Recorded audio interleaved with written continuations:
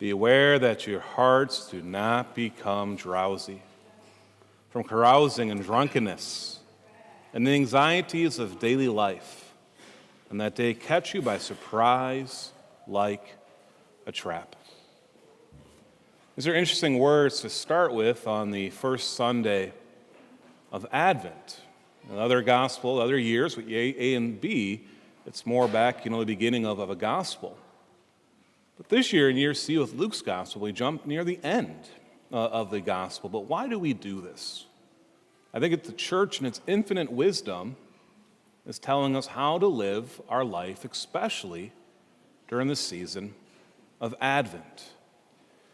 Not a life full of what? Carousing and drunkenness. Not a life that is filled with anxieties of daily life. Not a life that's going to catch the day of the Lord coming like a surprise. Instead, what are we called to do? To be vigilant at all times, as Luke continues. And to pray that we will continue to have that strength to escape any tribulations that come and to stand before the Son of Man. How? When these things begin to happen, when Christ's signs begin to happen, when he comes again in glory, to stand erect and raise our heads, because we will truly know our redemption is at hand. If the Lord were to come right now, all of a sudden the second coming would happen right now, would you be excited? Or would you go, uh-oh, I should have gone to confession? Or uh-oh, I shouldn't have drank so much wine at Thanksgiving? Or uh-oh, I shouldn't have watched that show on Netflix? Or uh-oh, I should have forgiven my neighbor? And we can go on and on and on. And if you have any of those uh-ohs, this is the season for you. Which means it's the season for all of us. A season of preparation. See, Advent is not just preparing for the coming to celebrate Christ's coming that already happened, but also a season in which we're preparing for his coming again. And so how should this season look?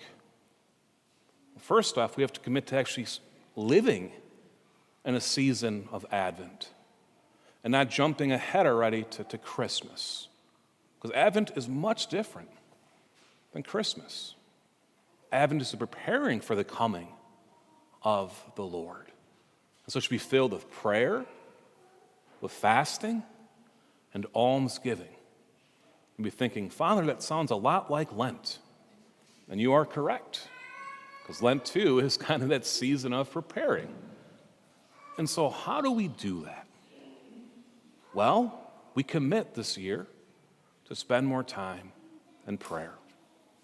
We commit this year as well to fast from those things that take us away from the Lord. Maybe it's alcohol. Maybe it's Netflix. Maybe it's different types of food. Whatever it is, social media. To withdraw from that. And of course, almsgiving, which means that giving of ourself to the service of others. And if we do this, we spend this time of preparation, when Christmas comes, we'll have that excitement. That same excitement when Christ comes again in glory. Not shaking with tribulation, not going, uh-oh, but instead truly being excited to see the Lord. But we have to commit to this. We have to commit to the season of Advent. And I want to finish the homily with a little analogy, actually, of what we can maybe emulate to be prepared for the coming of Christ. It's a weird analogy, but you guys are used to weird analogies from me, so not a problem on that front. But actually, when Christmas season comes, this whole church, at least the sanctuary, we filled with different Christmas poinsettias. It'll be beautiful. We'll have, some white ones, but a lot of red ones as well. And it's interesting, a poinsettia flower is actually very hard to get to bloom at a proper time. But over the years, farmers, especially in Mexico and down south, have kind of become experts on how to grow poinsettias. But if you want to grow a poinsettia, maybe you have one, and well, a little late now, by the way, but if you wanted to have a poinsettia at your house, and you wanted it to bloom right around Christmas, this is what you'd have to do. Right in the beginning of October, every single day, right around 5 o'clock, you'd have to remove it from any source of light. Have to go put it in a closet, whatever. It can't even be, artificial light. You have to remove it completely at 5 o'clock at night, all the way until 8 a.m. And you have to do this for about 2 months, 2.5 months, so at the season of Christmas, they come to bloom. If you don't do this, if it's exposed to light too much, it's going to bloom too soon. If you keep it in the darkness altogether, well, then it's going to die, right? But they've got this down in this way so that once again, right at Christmas, those beautiful poinsettias, which you can imagine our head, are blooming. But the only way that's possible is to withdraw them from the light. I know this sounds weird, but we too need to withdraw from the light of the world. We too need to spend this time in that darkness with the Lord. That sounds weird as well, darkness for the Lord, but I like this analogy because when we can move ourselves from the world, it's just the Lord and ourself. Nothing else affecting us. And so we live our life like we do. We go to work, we go to school, we do whatever else. But during the rest of the Advent season, can we be like a poinsettia and take ourselves away from everything else? If you do this, if we do this, what's going to happen? The Lord's going to continue to work on us. It's just Him and us.